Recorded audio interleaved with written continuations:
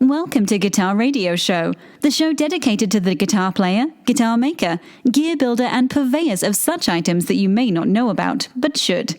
Here's your host, Mark Davin.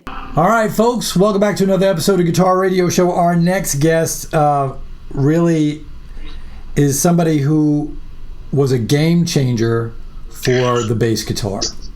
I remember the very first time I saw him on Long Island, when I was living on Long Island with his band Talus. I think it might have been at Frank Cariola's Sundance, maybe. And it was a mind-blowing experience to see somebody do what they did with the bass, particularly in a rock setting. Obviously, we had Jocko, and we had Jeff Berlin, we had people like that, but we had never seen anybody do what our next guest did with the bass, particularly for rock and roll. He has played with so many people throughout the course of his career. I mean, it just the list goes on and on. Obviously with Talus, with Steve Vai, with David Lee Roth, with Richie Kotzen and the Winery Dogs, UFO. The list goes on and on. And one of my favorite projects that he has, which is Niacin. I'm just really thrilled to have him here. Folks, please welcome to the Guitar Radio Show, Mr. Billy Sheehan. How are you, sir? Thanks for having me on. How you doing, okay? I'm doing good. So you're right off the heels, literally, of the Vai Academy. Yeah. How was that trip? We had a riot.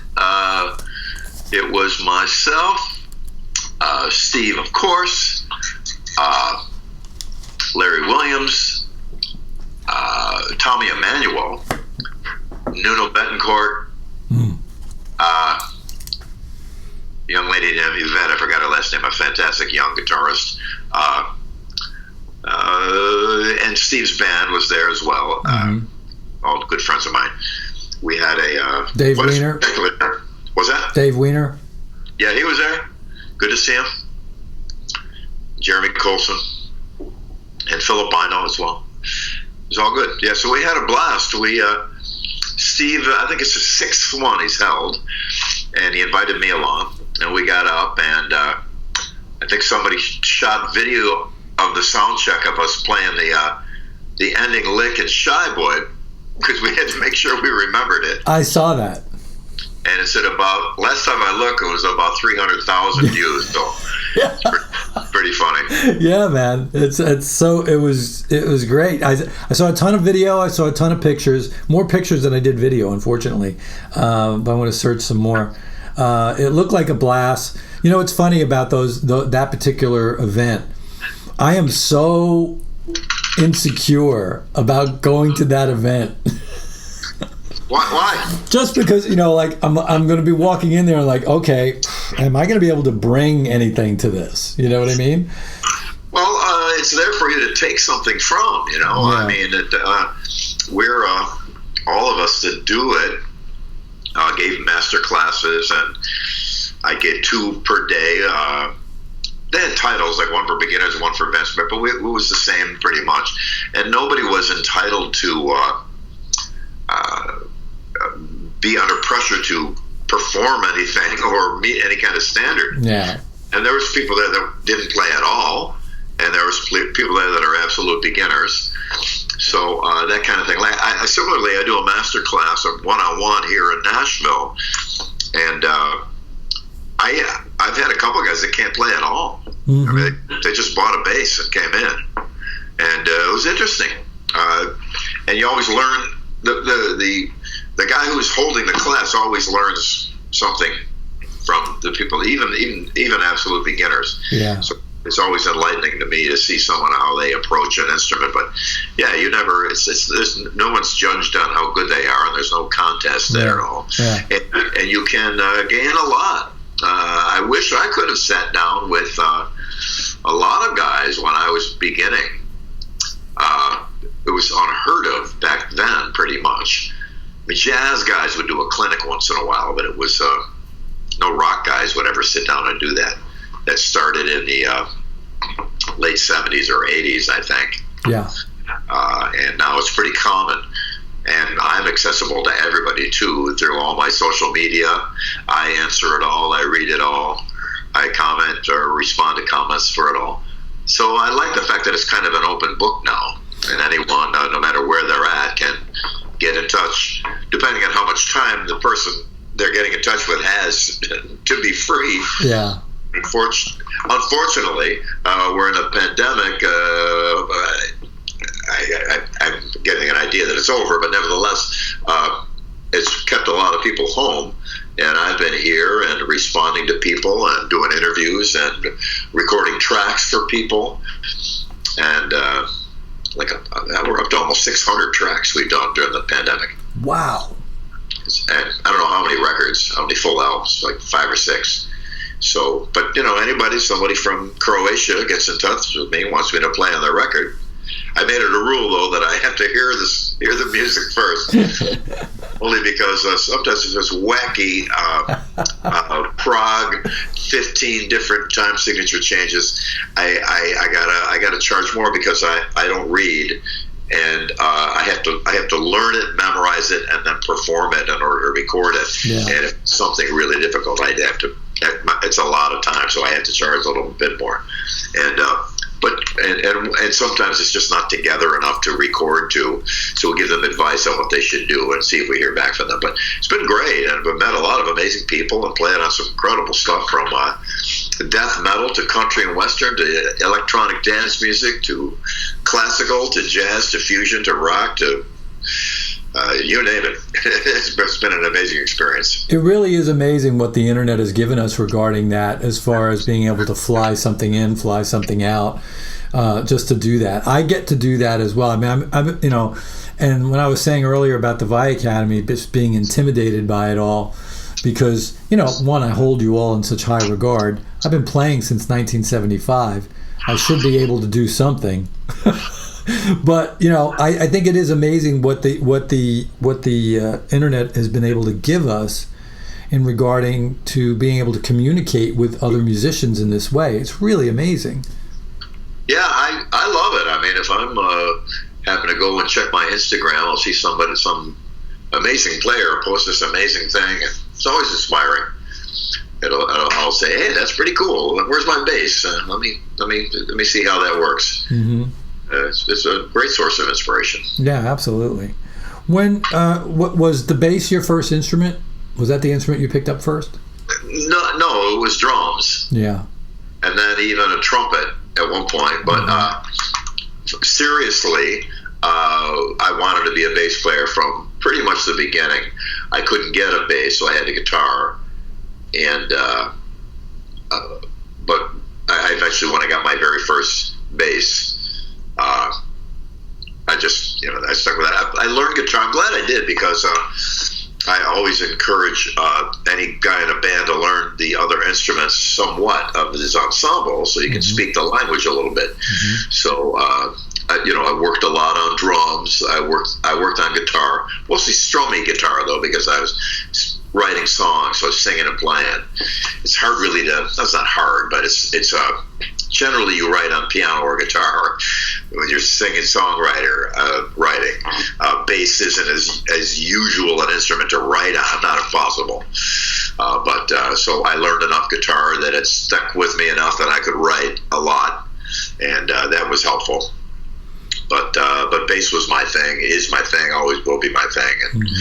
And so that's it was interesting. Early on, people would accuse me of being a guitar player that switched to bass, and we would laugh about that. There's nothing could be further. I can do fake shred on guitar. I can make you think I know what I'm doing, maybe, but I don't. That's funny. No, I mean, when I hear you play and the way you lock in with the drummer, whoever the drummer is, you can tell that you're a bass player. You are a bass player. And it's funny. That's how I started too. I started as a bass player and then moved over to guitar, but I still love playing the bass. I can listen to bass and drums isolated for hours. It's just so seminal. It's so primal. Bass and drums, that's what it's about. When they do a sound check, what do they check first? The drums. You're just doing a recording, what do you set up first? The drums. Yeah. What do you get when you're doing a recording? You got to get the drum tracks first, and then put everything else there. That's one thing. Sometimes people send me a recording to play on, and there's no drums, and I said, well, just play the click, and we'll add the drums later. I go, no, can't do it. Got to have the drums. The drummer drives the band. You see the memes about, well, scientists determined the most important guy in the band is the bass player. I don't know what scientists you paid for, but that's not true. It's the drummer. And, everything is built from that. In most modern popular music, that's not a hard and fast rule, but the greater grand majority of things are built around drumming. Yeah. Was there a bass player that you heard initially that made you want to play the bass? Well, my neighbor, Joe Hesse, lived around the corner. He was a bass player. He was a cool guy, drove a Triumph motorcycle, had a beautiful girlfriend. And his band rehearsed around the corner from my house. And eventually became one of the biggest bands in Buffalo back in the 60s and 70s. And so he was a great, great player, still a dear friend of mine. And he was a big influence on me. His bass was the first bass I picked up. And but then everybody, Paul Samuel Smith and the Yardbirds, big, huge influence. Tim Bogert from the Vanilla Fudge, huge influence as well. And everybody and everything. It actually became an illegal question for a while to have anyone. I would always stipulate it before an interview. You can't ask me who my influences are because I answered it so many times and printed it out. So I thought back in the MySpace days, I'll stop this, and I listed all my influences. You could scroll down for about four or 5 minutes in order to get to the bottom. But even that hasn't stopped that question. So I guess I just succumb to it. Well, thank you. I appreciate it. When you find yourself in different live situations, in particular, we're in a band situation. So, do you find that you are able to almost instantaneously lock in with the drummer, or do you find that depending on the drummer, it can be more difficult?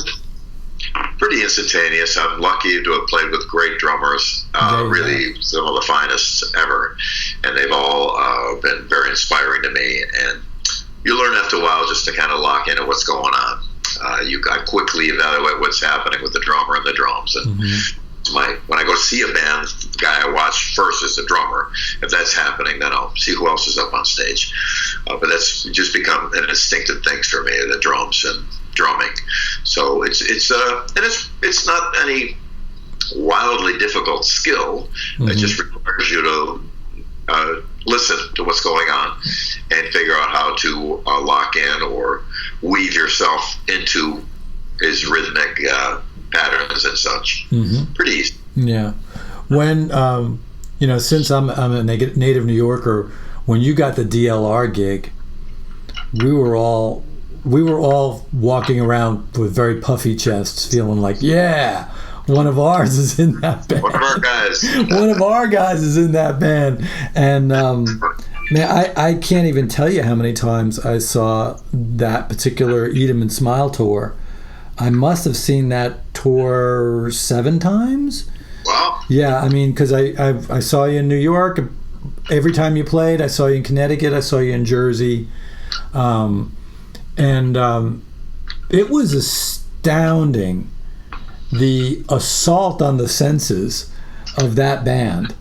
You guys really were the perfect, to me, really were the perfect supergroup of that time. And that record still holds up.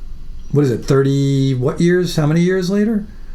God, 30... 8? Is it 38? No. 35? 1986. Okay.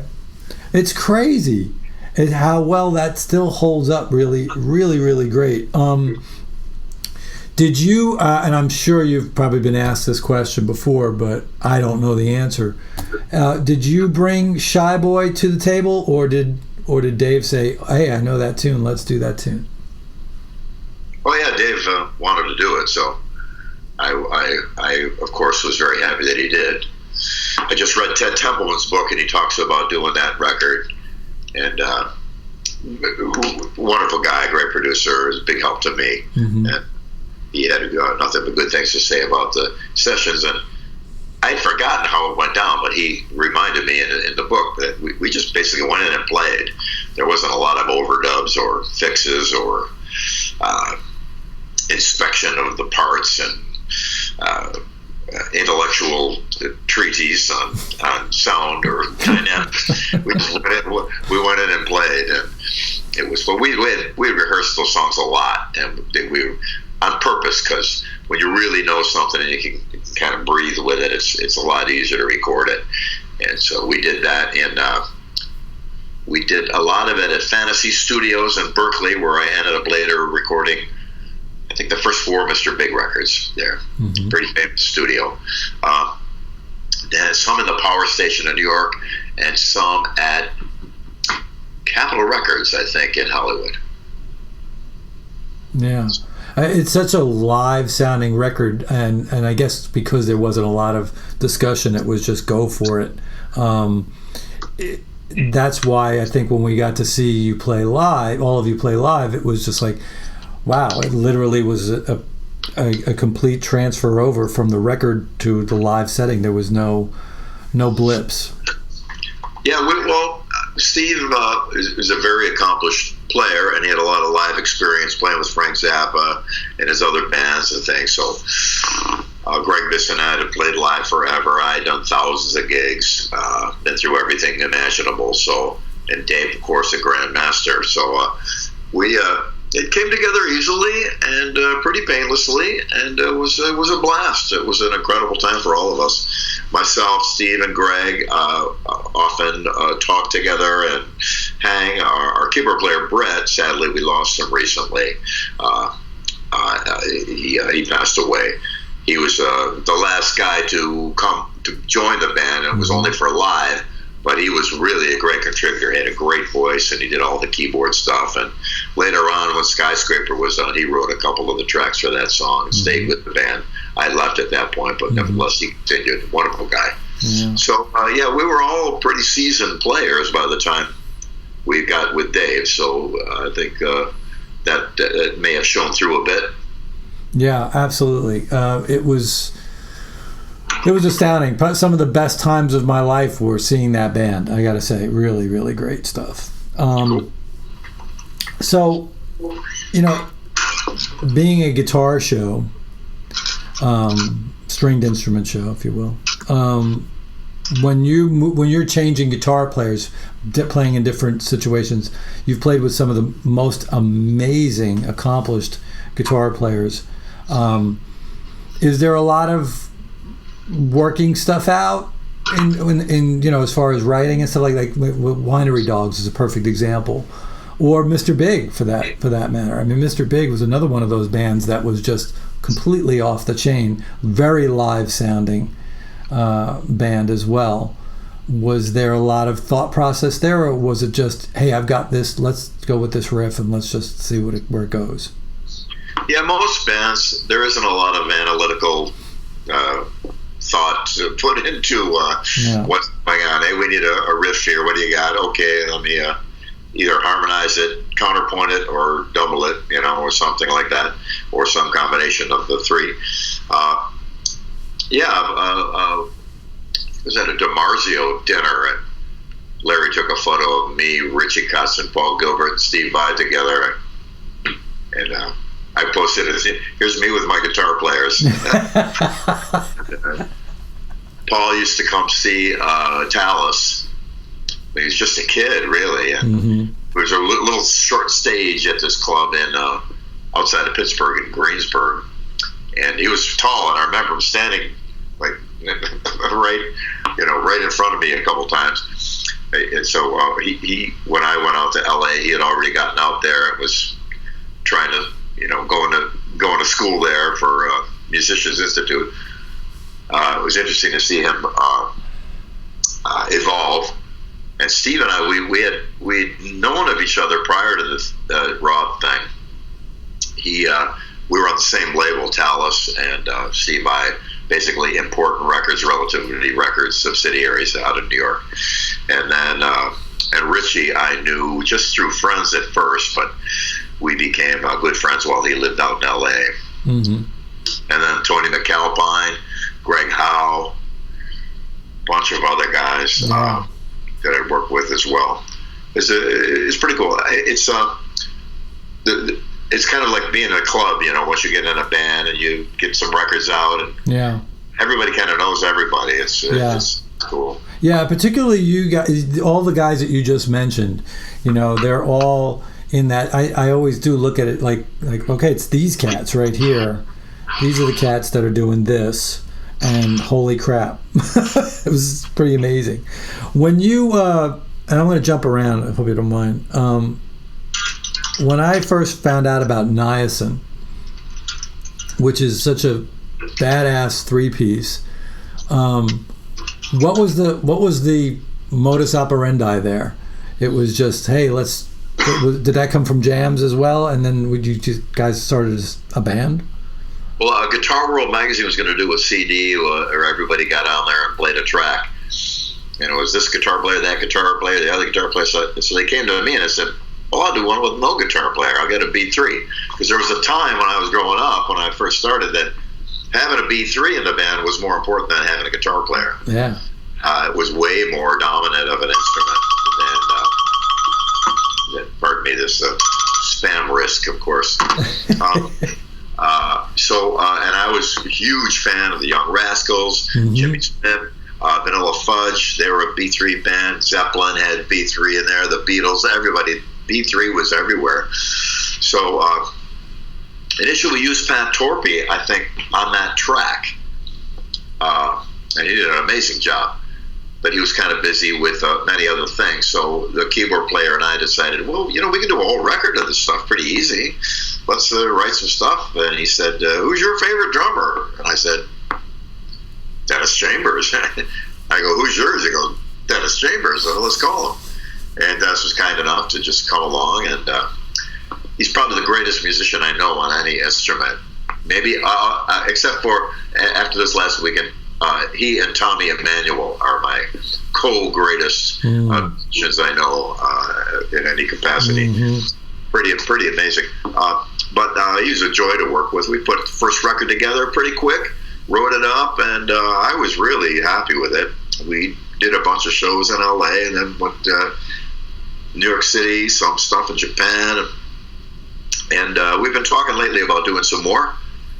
There are some agents that are contacting us from Europe to tour over there and stuff. So we may go out and do some more again.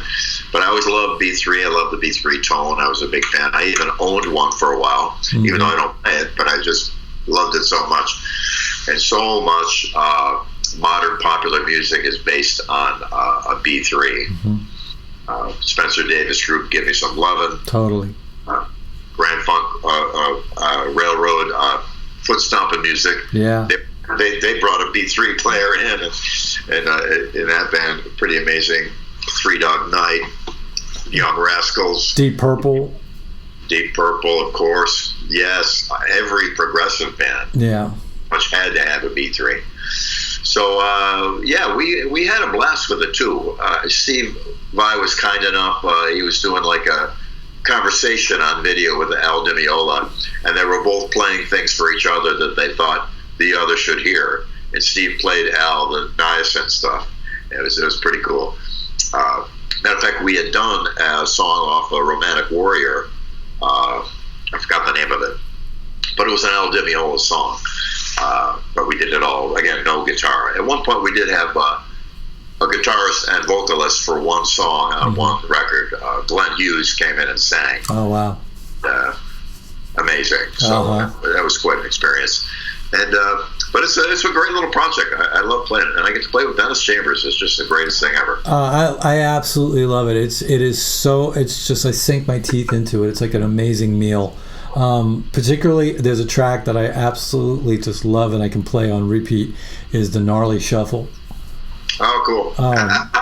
It's hard coming up with names for instrumental tracks, so pardon the ridiculousness of some of them. Oh, it's so calling good. them Opus 1, Opus 2, Opus 3. But you have to think of that's sometimes the most difficult thing is that no lyrics, so what are we going to call this thing? I was talking to Pat Metheny, and he said that he wished that he didn't have to title his music at all because he doesn't like the idea of putting a visual imprint in the listener's mind before they've even heard it. Yeah, that's true. Well, if it's a vocal song, of course, the title is usually what the chorus is singing. Yeah, that's different. So that's a helpful thing, actually. Yeah. But for an instrumental track, I understand. But and I don't necessarily gravitate towards instrumental music. I'm mostly a vocal guy. Yeah. For most of my bands and things I've been into. But there's, of course, some that I do love, and so that's our burden is to think of a name. So would we see another Niacin record if you guys went out and toured, or you just tour on that catalog? Yeah, we're gonna. Well, the keyboard player moved here to Nashville, so I'm gonna go over to his house and we're gonna do what we used to do: sit down and come up with some ideas and expand upon them, get it to Dennis, and have him do his magic, and go from there. Oh, that's thrilling! I'm so happy to hear you say that. That is great. That is great. So then, while we're talking about projects, I understand you told me off mic that we're looking at potentially a new Talus record. Yeah, it's done, and 3 singles are out, and I think it releases in September. And we've had incredible, overwhelming response to the songs we've released already. I went back to the guys that I had left in 1985, and we had done a reunion show. So we still got all these songs we never recorded. We used to play live every night. So he goes, "Yeah, that's right. Well, we could do 2 things. We could jazz them up and bring them right up to date and modernize them and fix all the lyrics or we could do it just like we did, like as if we got in a time machine and went back to 1985. So we said, let's do choice number 2. Oh, I love it. So the cover of the album, of course, is a DeLorean stuck in the weeds somewhere, indicating because that came out the same year, 1985, the time machine. Right. I forgot the name of the movie, but whatever it was with Back to the Future. Back to the Future. Right. And that's kind of what it is. So we went back to the future and played it like we did it. And Mark Miller set up his drums in his living room in the house that he built. And we went in, bashed it out. Phil Nero did a spectacular job of singing. The guitarist we started with that version of Talus, Mitch, was on the West Coast, so we couldn't have him. So we had another wonderful player, Kiri, out of Rochester, friends with Phil Nero. He came in and did a great job. And it was quite an adventure. Unknown to us, our singer Phil was suffering from some health issues, and but he did such an amazing job. So sadly, soon after we finished the record, he passed away. Oh, I'm sorry to hear that. Yeah, and so this album is not only a great experience of going back and enjoying those years, 1985, the heyday of so much music. But it's also, and more importantly, a real tribute to a great, great band, Phil Nero, who's just a wonderful person and a great singer. And he just did a bang-up, amazing job on this record. So it's near and dear to our hearts for many reasons as a result. That's wonderful. It really is. I'm so excited about that. I really, really would, anytime you guys came to Long Island, and you came to Long Island a fair amount. Yeah. I think the Poison Dollies opened up first a few times. Oh my God, the Poison Dollies. Whoa, you just blew my mind. I haven't heard that name in a long time. Yeah. I remember them. Wow, yes. Yeah. I think it was a singer. I can't think of her name offhand, but we email each other back and forth now once in a while and say hello. But it was a great time. Amazing bunch of bands. L'Amour's, all this stuff, Rising Sun. We had crew, sound, lights, truck, van for the band to drive in, booking agent, secretary, manager, all without a major label deal. And we played all over the Northeast. Yeah. got all the way down to St. Louis and up into Canada. And then in 1985, in the summer of 85, we got signed by the William Morris Agency, and we did the Ink Bay tour. We went all across the country with that. So it was quite a great time. It was really an astounding band. It really was just a great band to see live. Once again, very exciting to see. And I always loved it when they gave you a little bit of your own time out there to just do what you do. Yeah, that was it evolved from way back in the early 70s. We used to do a song, Mr. Big, by Free. And that's where Mr. Big got the name from. Right. And there's Andy Frazier's a big player. He did a solo in the middle of that. They kind of upped the rhythm a little bit, double timed it. And we used to do that song all the time. Early 70s, 71, 72, around there. And at one point I said, hey, when the solo thing comes, you guys just stop. And I'll do some crazy ass shit. And they did. That's how it started. And then it worked for them because then it was a chance to go off stage and have a couple beers, talk to a couple of young ladies on the side of the stage, whatever, while I'm up there working. So I was glad to contribute to the social lives of the other guys in the band. Like, give them a little break in the middle of the show, they could go off and do that. But it evolved and went on. And it's kind of a good thing to get the experience of doing a unaccompanied bass solo pretty much every single night from 72 to 85 was a good experience because you really learn how to assemble things, and it was very important for me to have it be interesting, especially to non-musicians. And it have an aspect of entertainment to it, an aspect of surprise to it, and I learned a lot from having it every night come up. And we're playing pretty much the same area, especially during the 70s. We'd play the same circle of clubs night after night after night after night. So I couldn't necessarily do the same exact thing each night. Right. So I had to come up with some new thing all the time. Right. On my feet, think of something new. How about this? So it was a good kind of pressure to get creative on your feet and string things together on the fly. And later on, it was a big help to songwriting because as I'm up there soloing, I come up with a little motif, which could be the basis for a song. And I'd have a little cassette recorder on the side of the stage and hit record sometimes and go back and turn that into an actual piece of music. So it was an interesting way to evolve. That's cool. I love that. And and the cool thing too was at that time period and all the way through the 80s, all the way to the end of the 80s, so often they would spotlight the drummer at some point during the show, and that was kind of like, oh, here we go, drum solo, let's go get a beer, or there would be a guitar player and he would do his thing, and that happened after Ed arrived. But it was so cool that there was, a bass player getting to do this. It didn't happen. Yeah, it was. You broke the mold, really, if you think about it. From the guy who started that, Tim Bogert, did some great solos.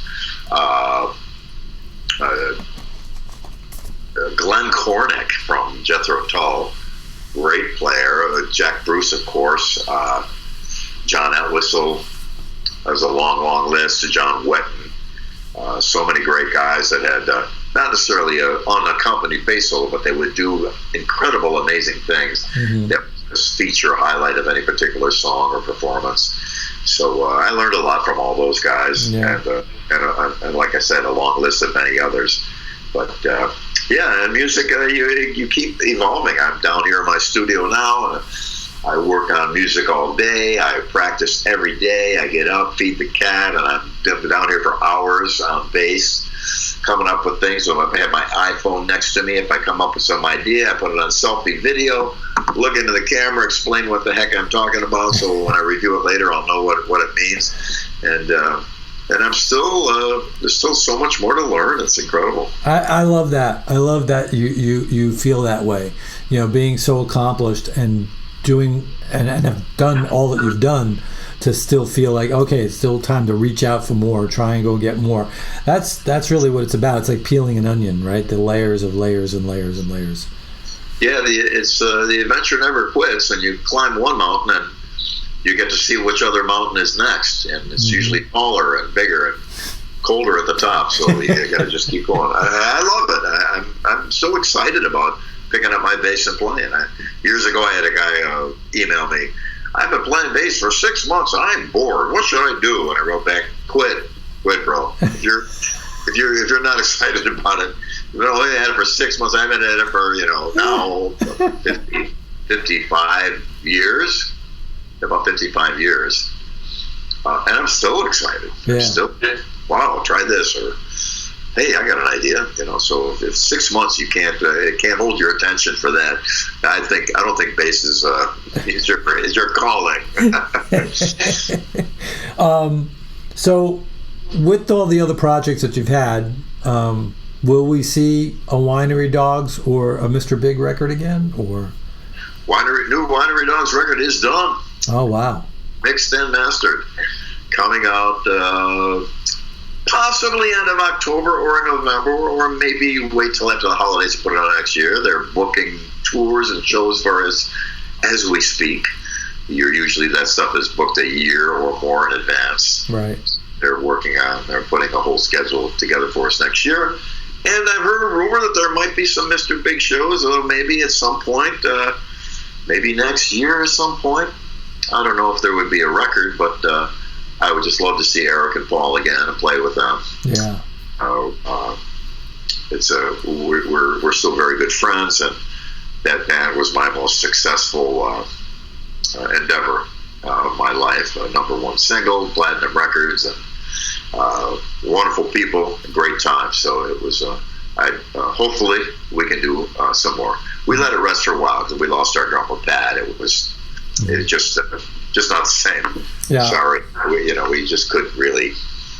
We went out and we had a wonderful drummer, Matt Starr, and he played great. And but it's just maybe it was just too soon to be out without Pat, and we just didn't land right for us. So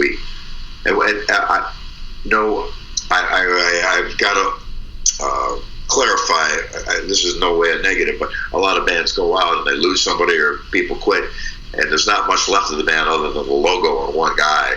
But I understand people still want to see that, and it was a great band, whoever that may be, and they have the right to play, of course, and I support them. But sometimes it's kind of disheartening to see. I know as a fan when I see a band change, some guy leaves or whatever, it's hard to look at it the same.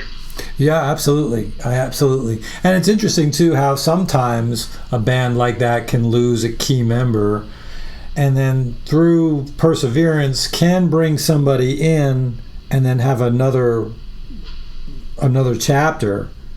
But then they lose somebody again, and it can I'm thinking about Deep Purple actually, hearing that Steve Morse has now left and retired, and they had a second chapter with Steve, but now it's kind of like, okay, how is this going to be? And the guitar player they've brought in he's wonderful. He's a great guitar player, but it's just, I don't know. It is strange, and as a fan, it's hard.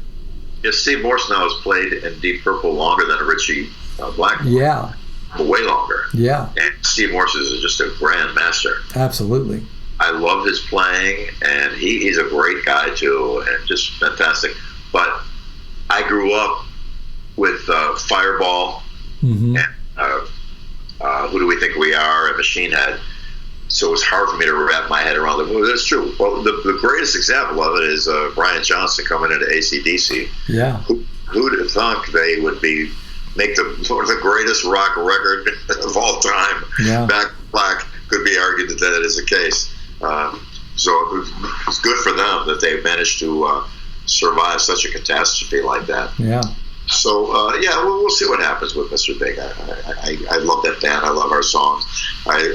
People say, "Oh, you guys are happy because you must have hated it when To Be With You became a hit." I go, "You are out of your mind."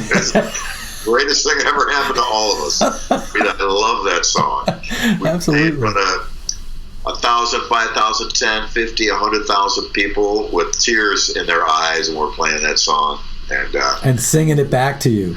Oh, I'm forever grateful. Oh, and it's a great tune. It really is. Once again, great songwriting always wins the day. You can't beat it. Sometimes when I do interviews of this nature, they're regarding music and musicians, and they ask me if I have any advice for upcoming players, and I say, yeah, I got 3 things you got to do. 1, get in a band. Be in a band. The dynamic of being in a band will teach you so much about life, about living, about your personality, about dealing with people, and interacting and creating music together. And when you dry up of ideas, somebody else has one. It's a great, great, great thing. So be in a band. Number 2, be in a band with songs. Songs that you play. You need songs just to stand there and be jamming. Maybe some can do it, but the grand, massive, overwhelming amount of success was a result of songs. And what kind of songs? Step 3, songs that you sing. Singing. You got to sing songs in a band. American Idol doesn't have bass players that I know of. I've never seen, but maybe there has been. I don't know. It could be. But go down the list, especially bass players, who were wildly successful. What 3 things do they have in common? They were in a band. The band had songs. They had songs that you sang. Geddy, Paul McCartney, Chris Squire, Tim Bogert, even Jocko was in a band that sang, and he had the Isley Brothers on his first solo record. So it's just a long, long list of things. So that song thing is what drove Mr. Big. Pretty much Talus, too. I mean, we were a song-oriented band. I mean, people were looking at all the histrionics that were going on stage, and Eat 'em and Smile. Steve and I did our wild-ass things, but without Yankee Rose and Shy Boy and Ladies Night at Buffalo and Elephant Gun, I don't... It's... That's only the framework. You really need that painting in the front, that song. Absolutely. So it's a very important thing, and Mr. Big, luckily... all of us wrote in the band, and we contributed to that, and it was a great run. Yeah, I mean, we grew up on hooks, right? I mean, that's what it's about. More hooks than a tackle box. Absolutely. Well, I'm gonna end it right there. That's perfect. More hooks than a tackle box. Billy, man, thank you so much for taking some time out in your day. Absolutely, my pleasure. I'm get in touch if you need me for anything else, and hopefully I'll be out there playing soon. I'm dying to get out and play live, and I hope it can happen very soon. And if all your listeners manage to come out and see a show, I hope they do. I hope I see them, and I wish them all the best. And you. Thank you, sir. I appreciate it. You have a great rest of the day. All right, man. Thanks a million. All right, take care. See ya. Check out Guitar Radio Show on iTunes, Spotify, iHeartRadio, Stitcher Radio, GuitarRadioshow.com, and anywhere you get your podcasts. Find Guitar Radio Show on Facebook, Instagram, and Twitter. And remember, if you like the artists you hear on Guitar Radio Show, don't just stream their music, buy it.